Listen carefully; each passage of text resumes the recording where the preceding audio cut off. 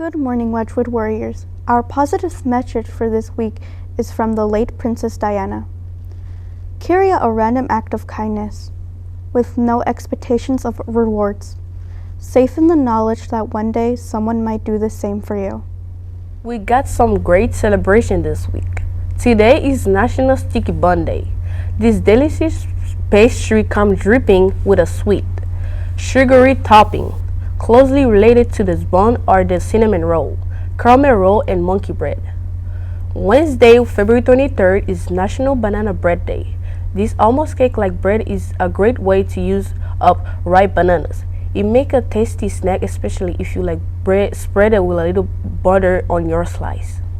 Now, Thursday, February 24th is National Tortilla Chip Day.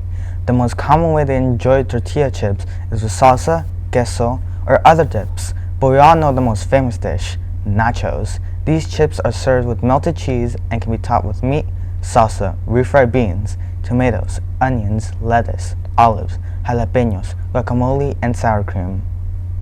And go. Today's celebration with sticky buns has some interesting background information. Did you know the sticky bun, known as Schnecken, is believed to originate with German settlers around Philadelphia in 19th century? Really? Yeah. Before the dough is placed in pans, the pan is lined with sticky sweets ingredients such as maple syrup, honey, nuts, sugar, and butter. When finished baking, the baker flips the pan upside down so the sticky bottom becomes the topping. Did you know these interesting facts about banana bread?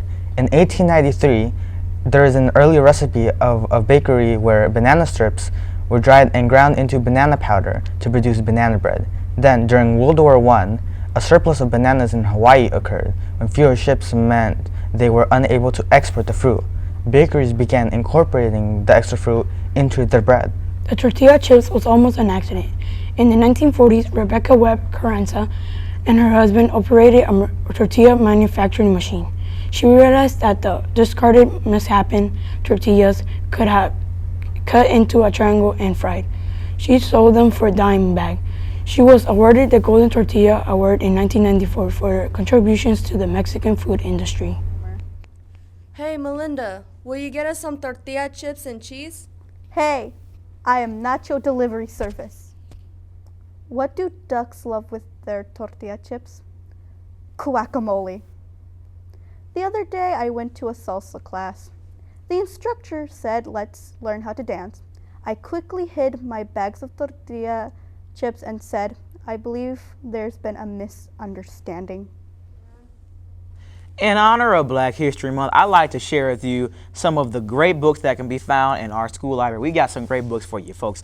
In Search of African American Life, Achievement, and Culture. This book reviews the courage and struggles of African Americans over the last 500 years. It contains over 420 images and 1,800 facts in a question and answer format. This is a very, very fascinating book. Now, another one we have, Buffalo Soldiers, Heroes of the American West. The Buffalo Soldiers were the first peacetime all-black regiments of the U.S. Army. Created around the time of the Civil War, they fought bravely in several wars and also play a very important role in the history of the American West. This is a great book. Check this out. Another one, and this is one of my favorites, Calvin Littlejohn, A Portrait of a Community in Black and White. There's some great pictures in here. Let me just show you some of these pictures. A lot of them of I.M. Terrell, some of the graduates.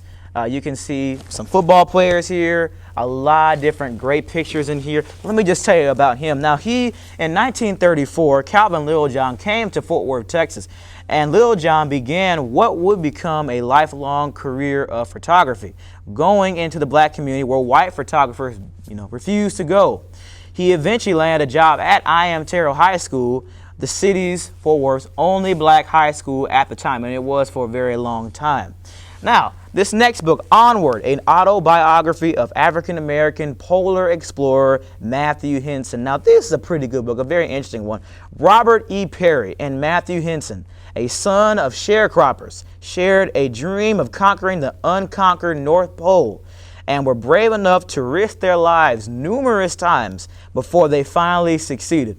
Henson had great physical stamina and ability to speak Inuit.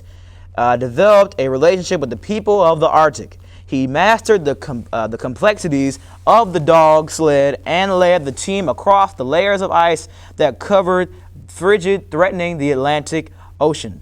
Henson and Perry's jubilation at finally reaching the pole was later tempered by the controversy that swirled around their achievement. Once their deed was recognized, African-American Henson was not. It took a long time to hail him as a hero of exploration. That is a really good book. Now, here's another one that many of you should know. Kamala Harris, a timely biography of the first female vice president of the United States of America. She was a tough prosecutor in the state of California, California's Attorney General, a United States Senator, and now Vice President of the United States serving under Joe Biden.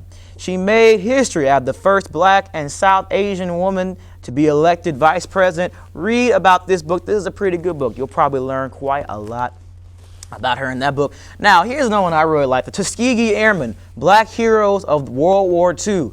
The first African-American combat pilot in the U.S. military history who helped the United States win World War II. Can you believe that? They had to endure a segregated military in the United States where they weren't considered smart enough to become military pilots. After acquiring government funding for aviation training, civil rights activists were able to kickstart the African-American military flight program in the U.S. at Tuskegee University in Alabama. This book details thrilling flight missions and the training sessions that the Tuskegee Airmen underwent.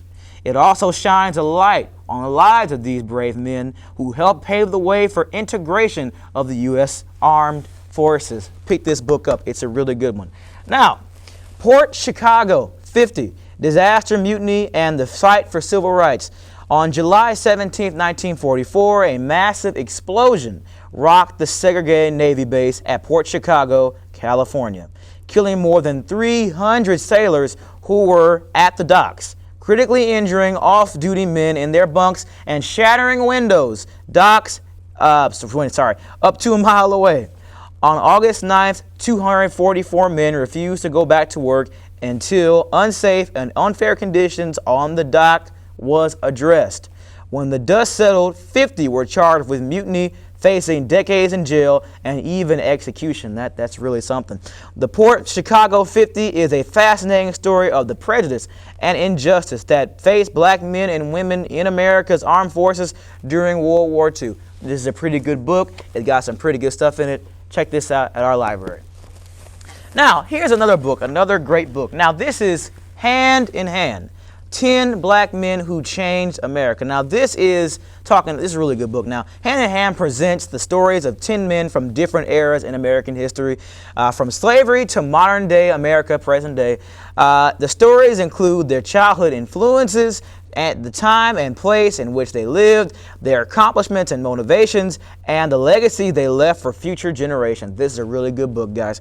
This book has full color portraits, guys. That's great.